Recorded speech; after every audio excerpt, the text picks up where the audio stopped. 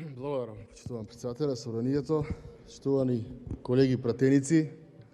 почитувана јавност. Најнапред би сакал да се заблагодарам на голем дел од пратениците од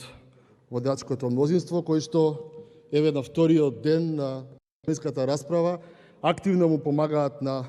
активниот бојкот на опозицијата, затоа што после еден час тешко им е да се соберат и да си ги заработат дневниците кои што ги зборуваат толку многу во јавноста.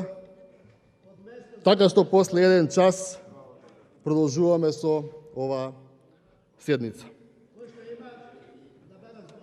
Она кое што сакам да го побарам во врска со дневниот ред, член 70 е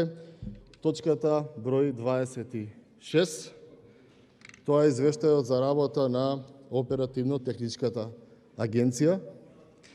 Сметам дека оваа точка треба да биде повлечена од дневниот ред. Сметам дека точката треба да биде разгледувана и на други комисии, дали во Комисијата за надзор над работата на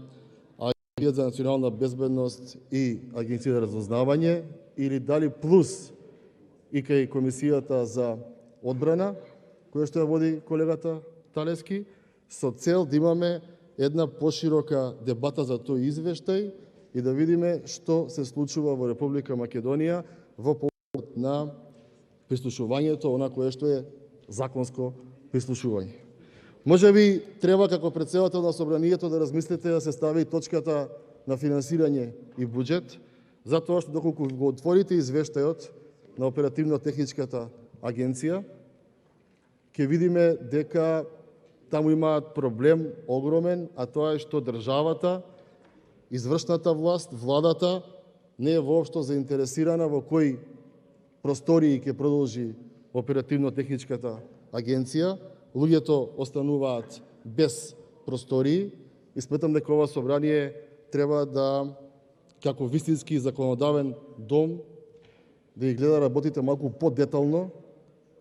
и да помогнеме на институциите, затоа што владата очигледно во спасување на самата себе си и мнозинствата нема слух како за просториите во кои што ќе треба да продолжи оперативно-техничката агенција, така немаат и слух и за просториите за Агенцијата за национална безбедност. Кога се разговарате со странскиот фактор, ветувате дека има одделување физичко на една од друга институција од МВР, ама де факто ниту во буџет тоа го ставате, или ако го ставате, потоа со ребаланс го вадите, како е со АНБ, така и со ОТА. Затоа, председателе, барам уште еднаш да оваа точка се трде од дневен ред со цел да повеќе комисии, повеќе пратеници бидеме запознаени со тоа што се случува.